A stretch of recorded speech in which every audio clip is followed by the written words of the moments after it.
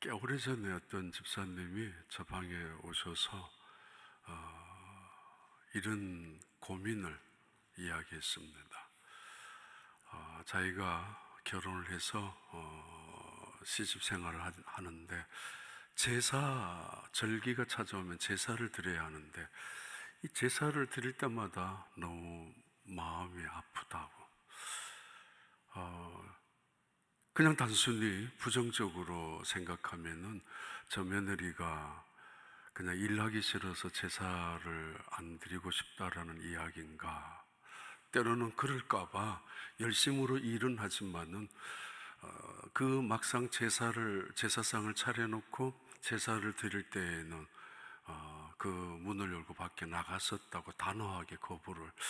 근데 지나치게 혹시라도 그렇게 계속할 경우에는 가족들이 뭐 고집스러운 아주 융통성도 없는, 지는 뭐 얼마나 잘 믿는데 뭐 이런 생각을 줄까봐 혹시라도 또 제사상 앞에 설 때도 있었고, 쓰면은 가정을 위해서 지키기 위해서 속으로 기도는 하고 있었지만은, 그런데 그때마다 마음이 불편했었다고 했던 이야기를 들었습니다.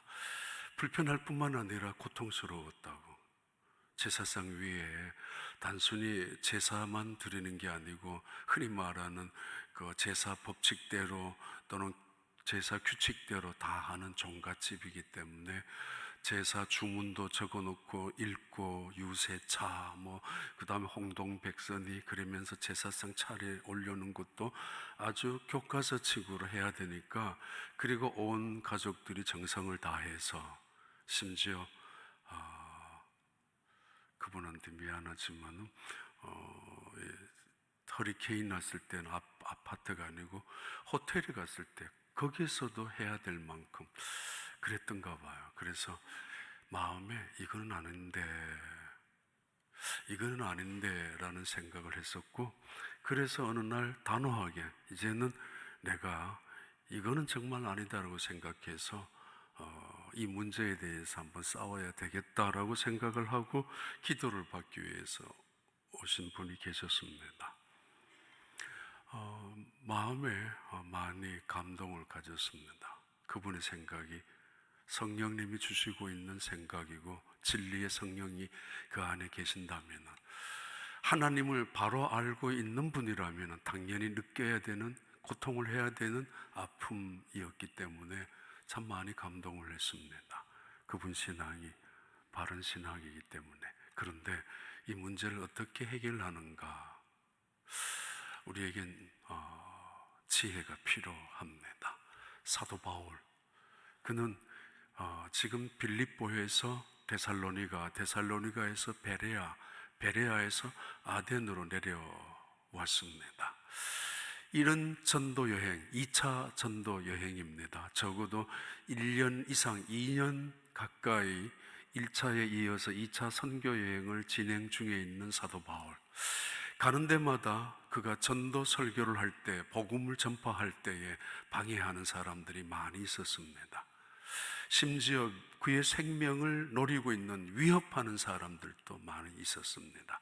그것만이 아니라 걸어 다니는 일, 밥 먹는 일, 잠자는 일, 추위와 배고픔, 강이나 산이나 강도의 위험 얼마나 많이 있었을 텐데, 이 사도 바울은 그 고난 속에, 아픔 속에서도, 고통 속에서도 계속 그 일을 멈추지 않았습니다.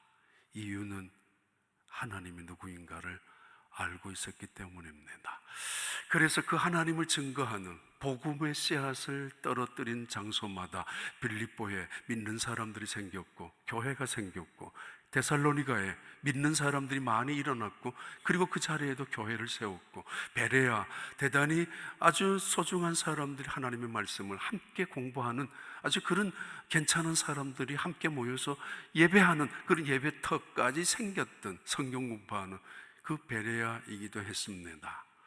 아픔도 있었지만은 보람도 있었고, 고통도 있었지만은 의미가 있는 복음 전파 선교였습니다. 그러나 무엇보다도 그의 마음속에는 하나님이 어떤 분인가를 알고 있었기 때문에 우상에 찌들어 살고 있는, 미신에 푹 빠져 살고 있는 어리석고 미련한 인간들을 볼 때마다 하루라도 멈출 수가 없었고 잠시라도 쉴 수가 없었습니다. 그래서 그는 아덴으로 내려온 겁니다. 피신해서 함께 있었던 실라와 디모데는 잠시 머무르게 하고 얼마나 다급했는지 그 베레아 사람들의 도움을 받아서 아덴까지 밤중에 어쩌면 사흘길, 어쩌면 하루길을 백길로 왔는지 모르겠습니다만 바다 길을 따라서 아덴에 도착했었습니다. 이때 아덴에 도착한 이 사도 바울, 웅장한 도시입니다. 그리고 아름다운 도시입니다. 세련되고 우아하고 그리고 품격 있는 도시였을 것입니다. 근데 그 도시에서 그 웅장함에 압도당하거나 아름다움에 감탄하고 아주 교양 있게 살아가는 세련된 아테네 시민들을 바라보면서 기가 죽은 부러워하는 사람이 아니었습니다. 그는 그 자리에서 격분합니다. 그게 사도행전 17장 21절부터 16절 볼까요? 16절. 예. 바울이 아덴에서 그들을 기다리다가 실라와 디모데를 기다리고 있는 중입니다. 기다리다가 그 성에 우상이 가득한 것을 보고 마음에 격분하여 하나님을 알고 있는, 하나님을 믿고 있는 사도 바울, 그 하나님이 어떤 분인가를 믿고 확신하고 있는 사도 바울, 그의 심정이 격분합니다. 내 괜찮은 사람으로 적당히 타협하고 내 인격적인 좋은 사람으로 적당히 그 사람들에게 괜찮다라고 말하면서 이것도 믿다가 보면은 다 통하는 거 아니냐라는 식으로 마치 지성인들이 말하는 포스트 모더니즘에 또는 종교다원주의에 또는 온 세상은 종교는 같은 것이 아니냐라고 말하는, 사실은 대화와 타협을 말하는 사람들의 이야기처럼 뭐 다 제대로 하나만 믿으면, 하나 아무 것이나 우상 제대로만 믿으면 되지 않겠느냐는 식으로 그렇게 말할 수도 있었을 텐데 그는 마음에 격분합니다. 하나님이 어떤 분인가를 알기 때문입니다. 하나님이 누구인가를 알기 때문입니다.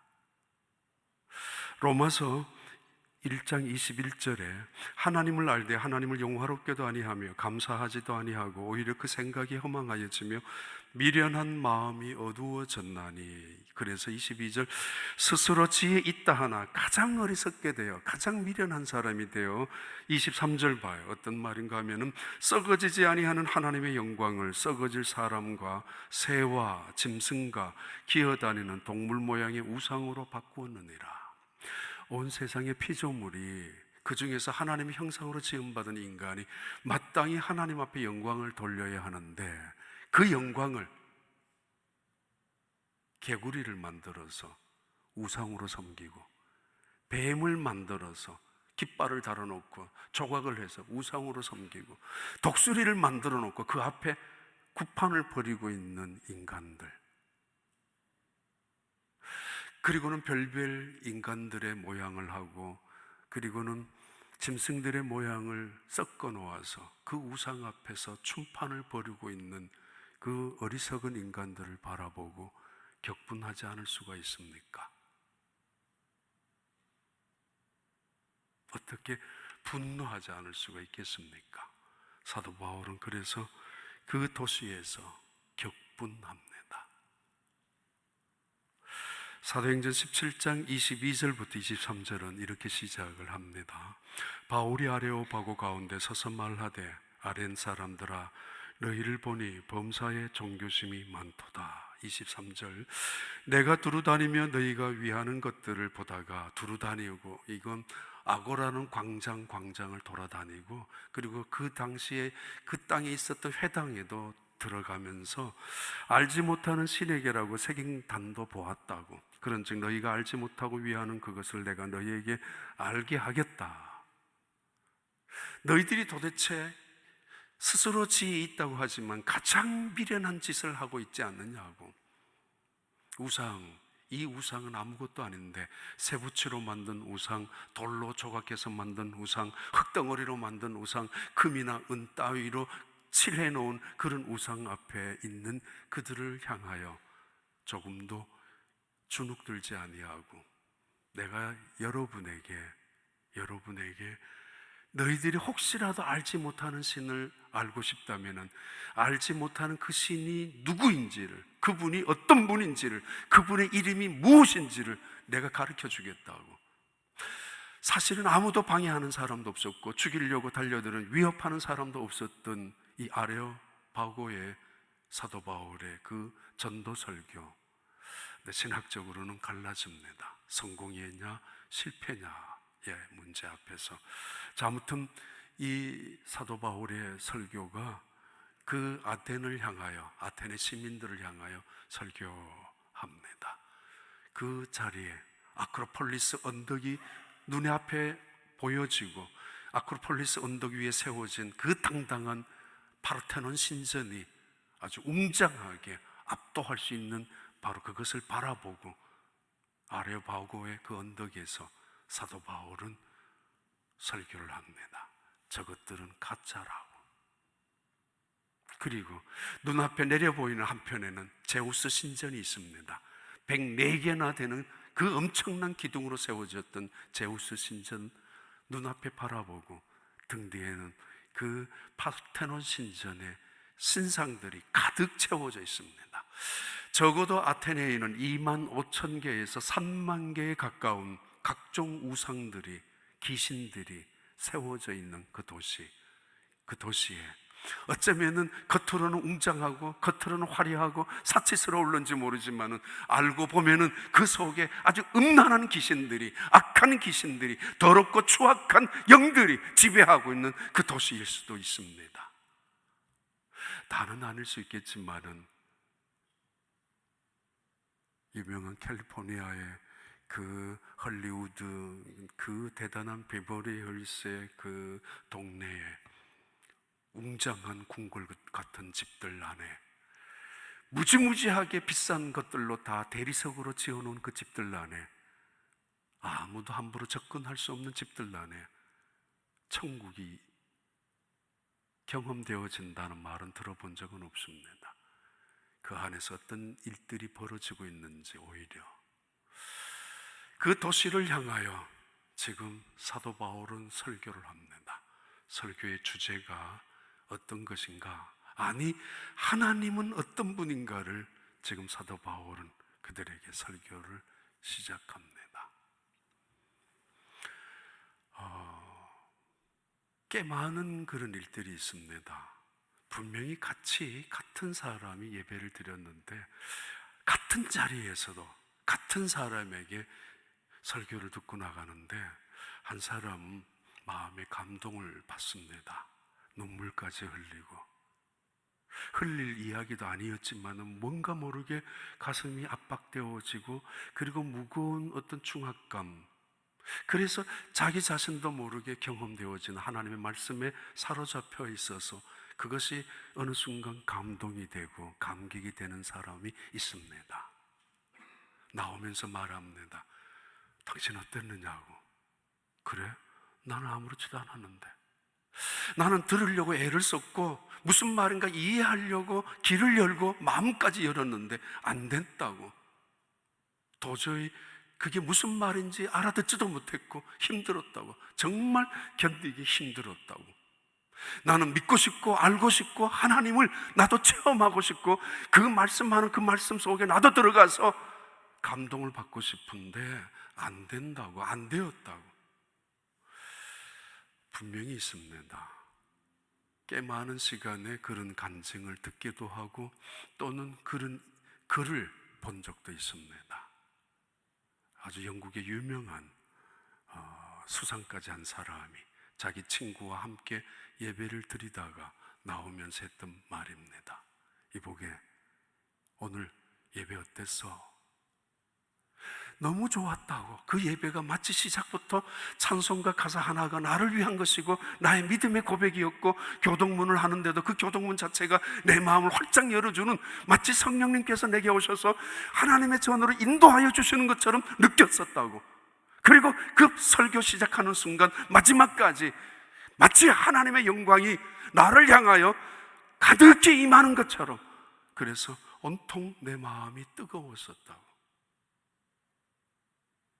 근데 나는 왜 아니지? 그 수상이 그 친구에게 나는 왜 들으려고 했었는데, 마음을 열고 정말 나도 믿음으로 그 하나님이 어떤 분인지, 남들이 말하는 하나님을 만났다, 하나님을 인격적으로 만났다, 그 하나님을 나는 체험했다, 그 하나님을 통해서 나는 내 인생이 변했다라는 그 고백과 그 간증을 들을 때마다 나도 그러고 싶었는데 안 된다고. 왜?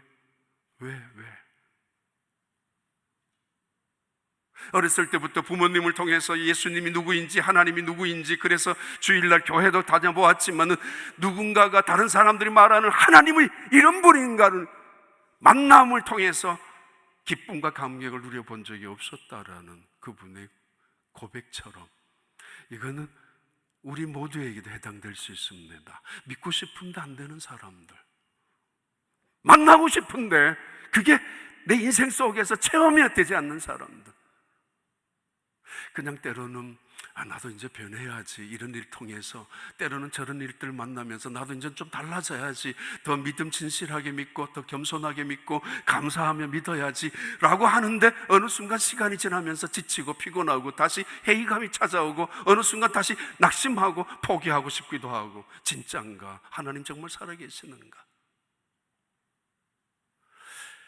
사도 바울의 설교가 이렇게 합니다. 사도행전 17장 24절 말씀입니다. 24절 말씀 우리 함께 읽습니다. 우주와 그 가운데 있는 만물을 지으신 하나님께서는 천지에 주시시니 손으로 지은 전에 계시지 아니하시고, 29절 이와 같이 하나님의 소생이 되었은즉 하나님을 금이나 은이나 돌에다 사람의 기술과 고안으로 새긴 것들과 여길 것이 아니니라. 사도 바울이 설교하는 가장 큰 주제는 하나님은 만물을 지으신 분이다라는 말입니다. 창조주다라는 것입니다. 수요 예배 때 창세기를 간략하게 말씀을 드리는 중에 있습니다. 말씀드렸는데 하나님이 사람을 흙으로 만드셨다고, 그게 비과학이라고 생각하는 사람들이 있습니다. 맞습니다. 그런데 과학이란 객관적인 검증이 가능한 일들, 원인과 결과가 분명한 일들을 과학이라고 생각을 하고 또 그렇게 인정을 합니다. 하나님이 사람을 흙으로 지으셨다는 이 이야기 속에 우리는 그것은 비과학이라고, 허구라고 말합니다. 그렇지 않습니다. 어린아이에게 흙을 주면 장난감으로 만들게 됩니다. 모래집을, 모래성을 쌓습니다. 어른들에게 흙덩어리를 가져가면 그릇을 만들 수 있습니다. 조금 뛰어난 손재주가 있는 사람이라면 도자기도 구울 수 있습니다.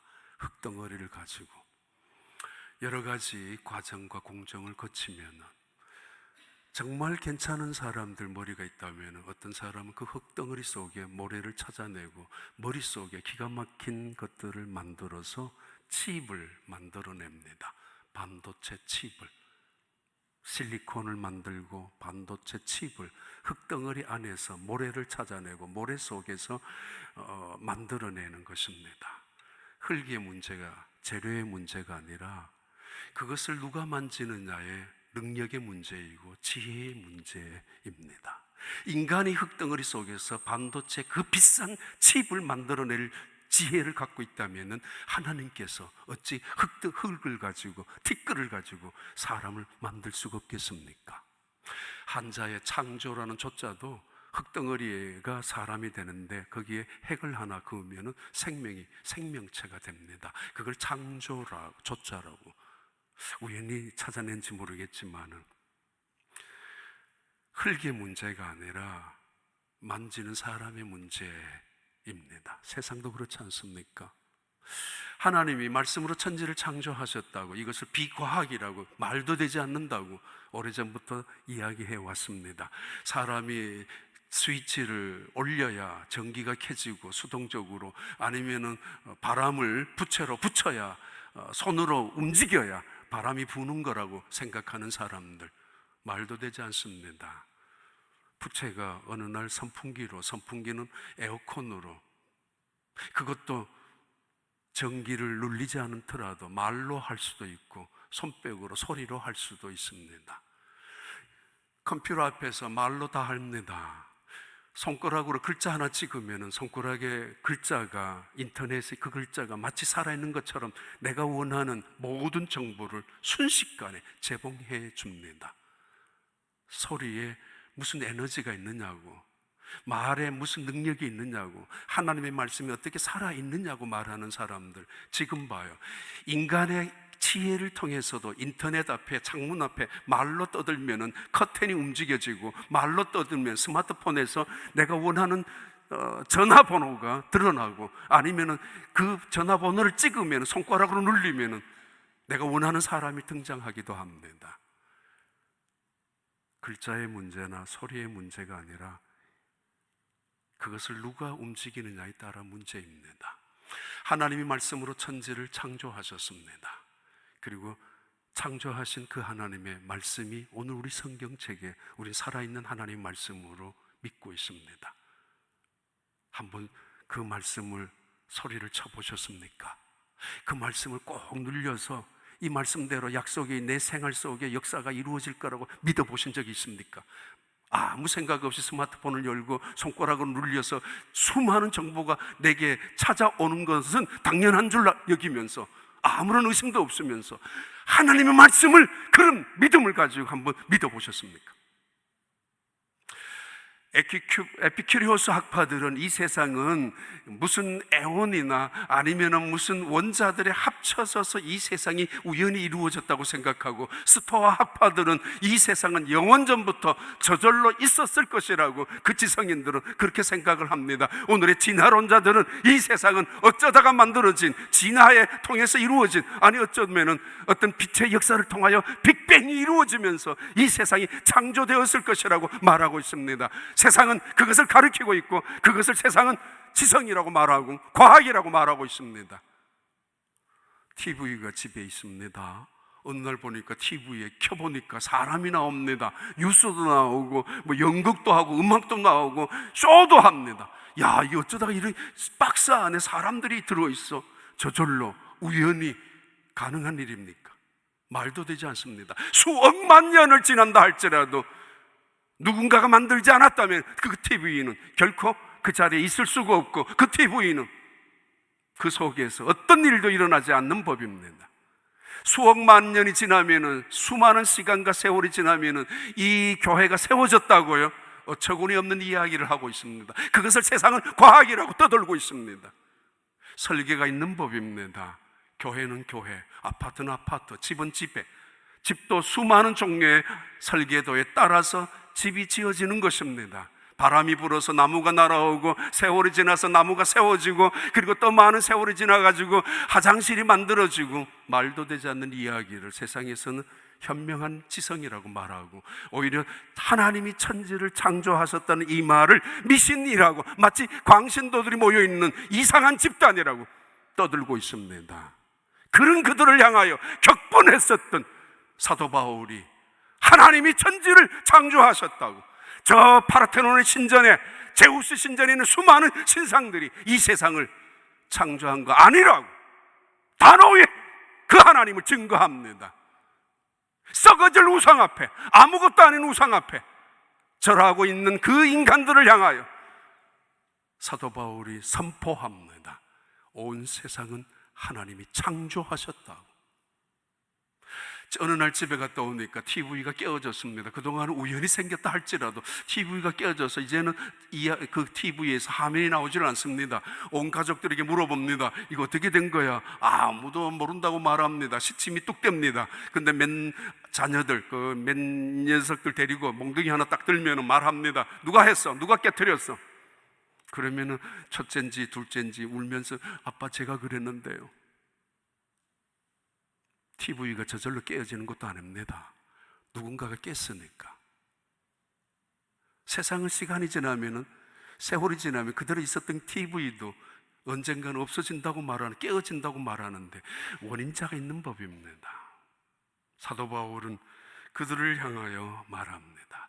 그리고 그는 천지의 주제이시며 창조주이시며 소유자이시며 주권자이시며 통치자이시며, 그 말입니다. 그는 천지의 주제이시며 동시에 손으로 지은 전에는 계시지 아니하신다고.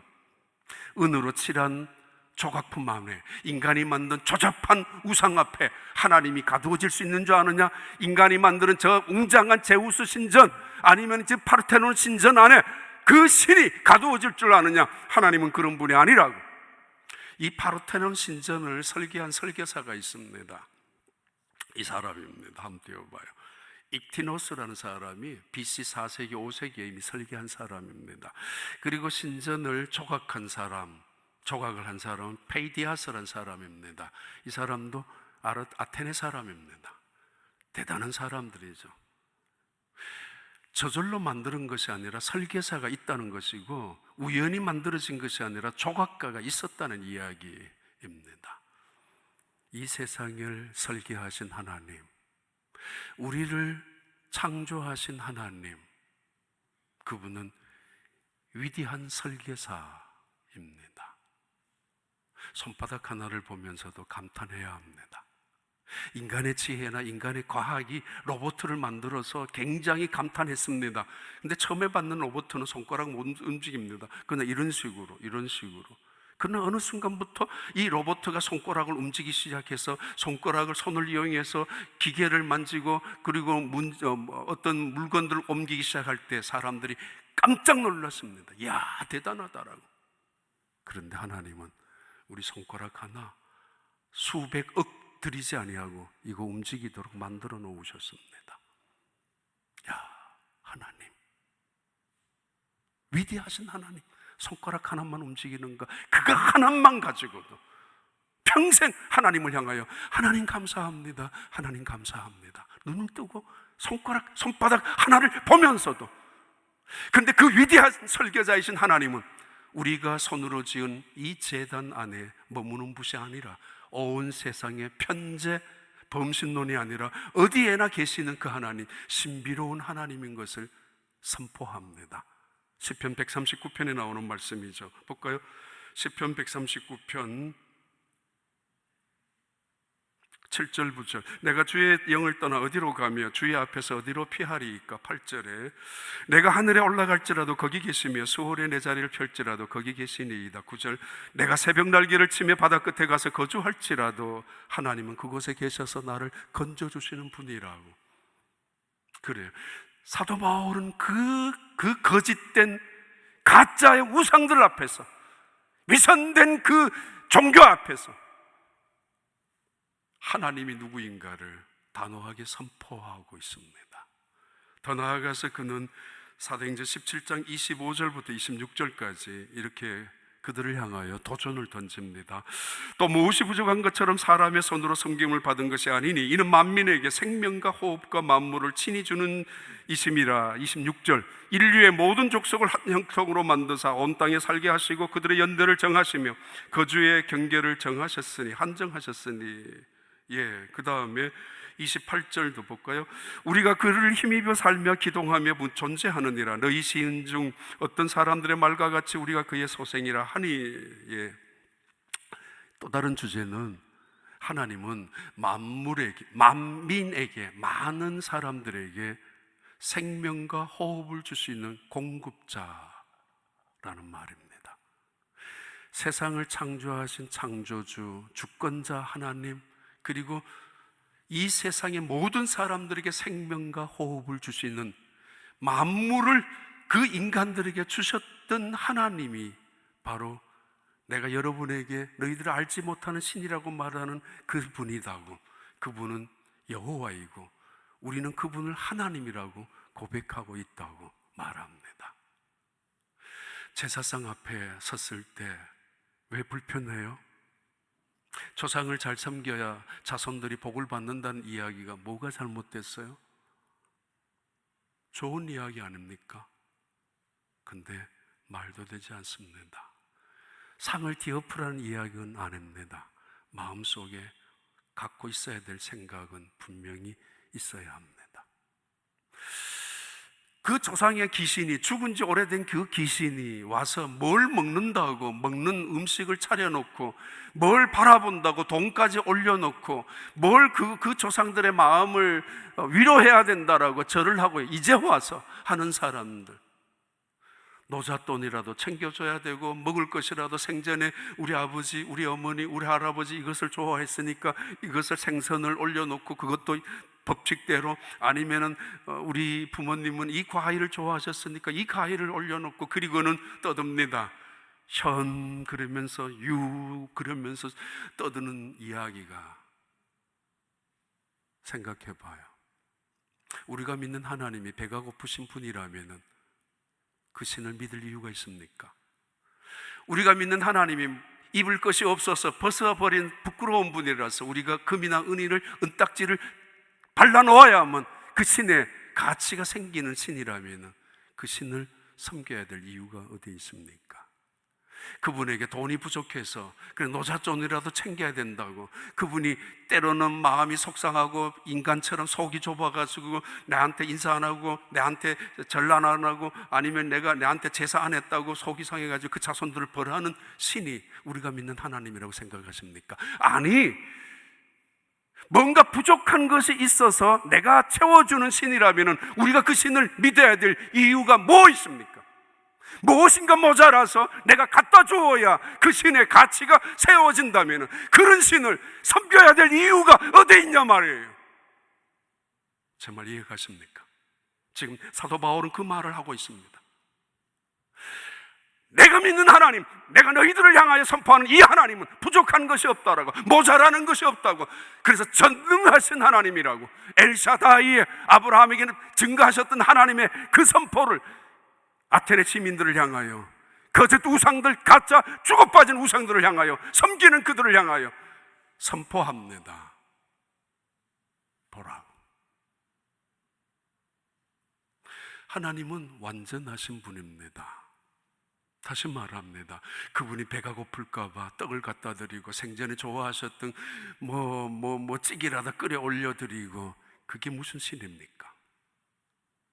하나님은 우리에게 생명과 호흡을, 우리에게 모든 것을 프로바이드 하시는 제공자이며 공급자이며 우리의 모든 생명을 지켜주시는 프로텍터라는 이야기, 지금 그것을 증명하고 선언하고 있습니다. 그래서 우리는 그의 은혜를 힘입어 살아가는 사람이라고, 우리는 그의 능력을 통해서 살아가는 사람이라고. 때로는 빌립보에서 데살로니가, 베레아, 아덴까지 내려오면서 어려운 일들도 많이 당했지만은 정말 살아계신 하나님의 우리 생각에 전능자라면 그를 안고 빌립보에서 아덴까지 천사를 통해서 내려가게도 만드실 수 있는 하나님이시지만은, 그러나 하나님은 여전히 전능자라고. 내가 실패하고, 때로는 내가 절망하고, 때로는 그럴 수 있죠. 때로는 내 속에 질병이 찾아오고, 세상에는 내가 원하는 일들이 이루어지지 않는다 할지라도, 그래서 의인이 고난을 당하고 악한 사람이 번영하는 일이 있다 할지라도 여전히 하나님은 살아계신 분이라고 나는 의심하지 않는다고. 그래요. 세상 역사 속에서 악이 언제나 이기는 거 본 적이 있습니까? 악이 진리를 짓밟고 한순간은 가능할런지 모르지만 영원히 그럴 수 없습니다. 이유는 하나님은 살아계시는 분이기 때문입니다. 도저히 믿고 싶고 그 하나님을 만나고 싶고 그 하나님을 체험하고 싶은데 안 되는 사람들도 있기도 합니다.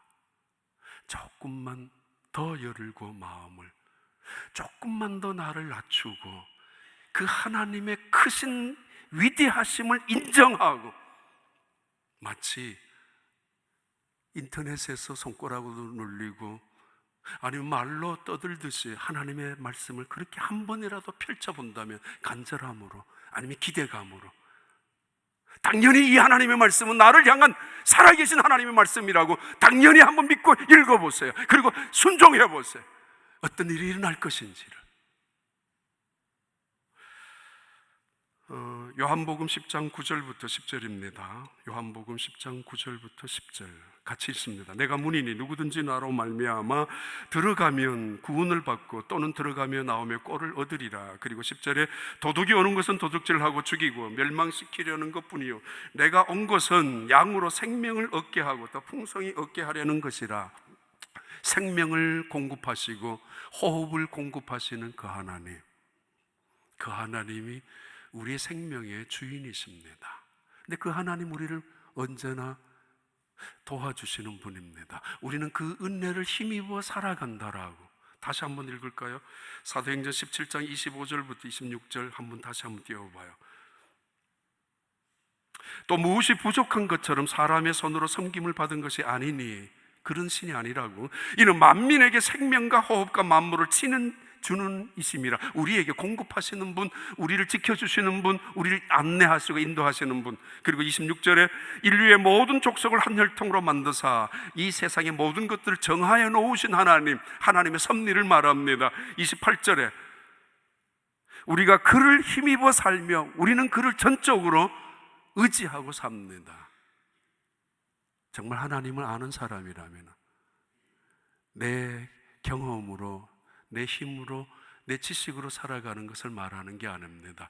그거는 자기 재주로, 깨로 살아가는 사람을 의미하고, 믿음으로 살아간다는 것은 하나님을 힘입어 그분의 지혜, 그분의 능력, 그분의 거룩함 속에 살아가는 것을 말합니다.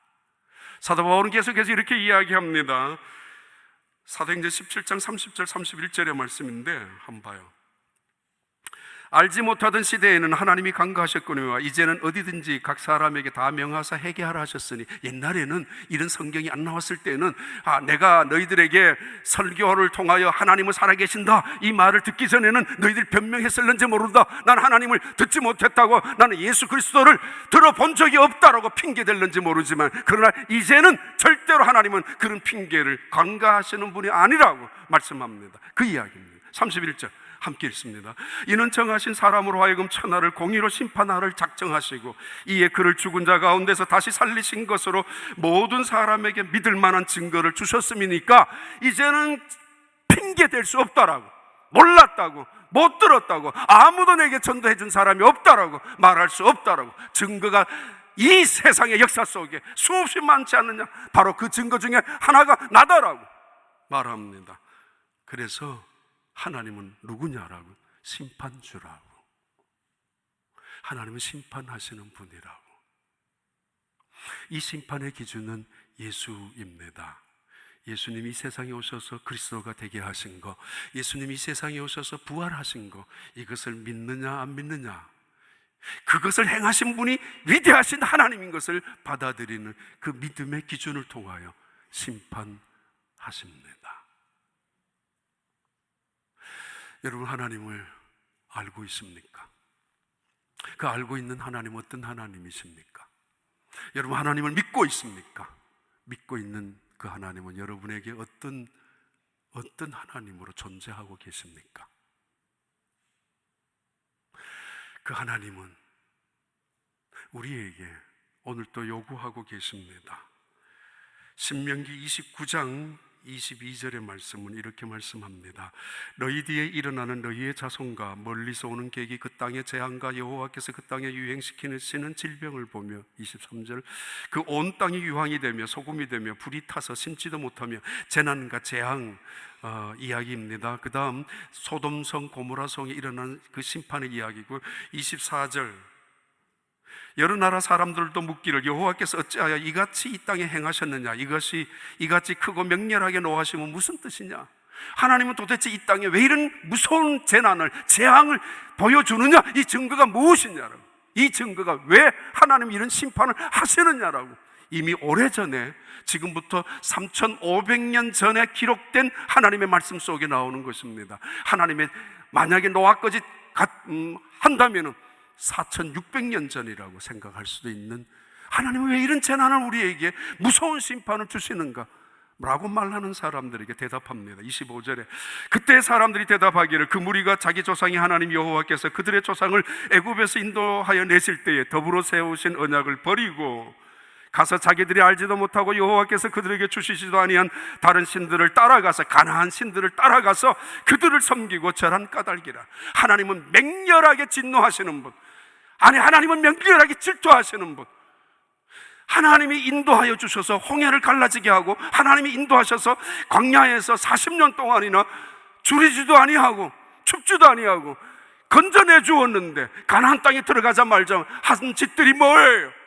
썩어질 버러지 우상들을 앞에서 구판을 벌이고 춤판을 벌이고 있는 이스라엘 백성들을 향하여 진노하셨던 하나님, 어찌하여 그 하나님의 그 영광을 이 썩어 빠질 우상들과 버러질 같은 것들과 미신들 앞에서 바꾸어 버렸느냐고. 봐요. 그 다음에 신명기 29장 26절을 보세요. 다시 26절을. 없으면 지나가고요. 결론을 드릴게요. 사도행전 17장 27절 우리 함께 읽습니다. 17장 27절 17장 27절 결론입니다. 함께 읽습니다. 이는 사람으로 혹 하나님을 더듬어 찾아 발견하게 하려 하심이로되 그는 우리 각 사람에게서 멀리 계시지 아니하도다. 우리에게 경고이고 그리고 축복이고 도전의 말씀입니다. 그 하나님을 만나고 싶어? 그럼 그분은 멀리 계신 분 아니야. 다른 말로는 그 하나님은 멀리 계시지 아니한다, 심판할 날이 가까워 있다라는 말이기도 합니다. 우리에게 멀리 계시지 아니하는 하나님, 우리를 향하여 회개하라고, 아니 우리를 향하여 바로 믿으라고, 하나님을 향하여 온전한 영광을 돌리며 살아가라고 그렇게 요청하고 있는 말씀이기도 합니다. 아프리카의 소년 하나가 선교사님을 따라서 뉴욕에 왔습니다. 한 달이 지난 다음 온 그 뉴욕을 다 구경시켜 주었더니 선교사님이 어린 조나단이라는 어린아이에게 물었습니다. 너 미국 어때? 기대를 했습니다. 뉴욕이 어떠냐고. 굉장한 웅장한 빌딩들이, 화려한 패션의 거리를, 그리고 대단한 인텔리전트한 그 사람들이 지나다니는 뉴욕을 바라보면서 아프리카와는 남루한 아프리카, 초라한 아프리카, 그리고 벌거벗은 아프리카, 뭐 그냥 문명이라고는 말할 수도 없는 아프리카에 살다가 뉴욕에 왔을 때 어떠냐고. 이 아이가 말했습니다. 선교사님, 저 빨리 아프리카로 돌아가고 싶어요. 왜? 넌 여기서 살아야지, 여기서 배워야지, 여기서 문명을, 그리고 여기서 과학을, 여기서 어떤 지식을 배워서 돌아가야지. 아니에요. 저 빨리 돌아가고 싶다고. 왜? 우리 아버지, 우리 어머니에게 하나님이 누구인가를, 그리고 우리가 살고 있는 그 아프리카 땅에 하나님이 어떤 분인가를 내가 점도하고 싶다고. 이 빌딩이나 이 많은 사람들이나 이 많은 시간 속에 일어나는 수많은 일들을 바라보면서 한 가지만 생각했다고 합니다. 이곳에 하나님이 계시는가? 저들은 하나님을 믿는 사람들인가? 만약에 하나님 없다면 그 빌딩들은 진노의 심판에 무너질 것이 분명하고, 만약에 하나님과 상관없는 사람들이라면 죽으면 한 줌의 흙으로 죄로 끝나고 말 그 도시에 초라한 이 아이는 하나도 기죽지 아니하고 마치 사도 바울처럼, 여러분 이 썩어 빠진 우상들이 아니라 살아계신 하나님을 믿으십시오 했던 것처럼 그는 고백을 하며 아프리카로 돌아가고 싶다라고 말했다고 합니다. 기도하겠습니다.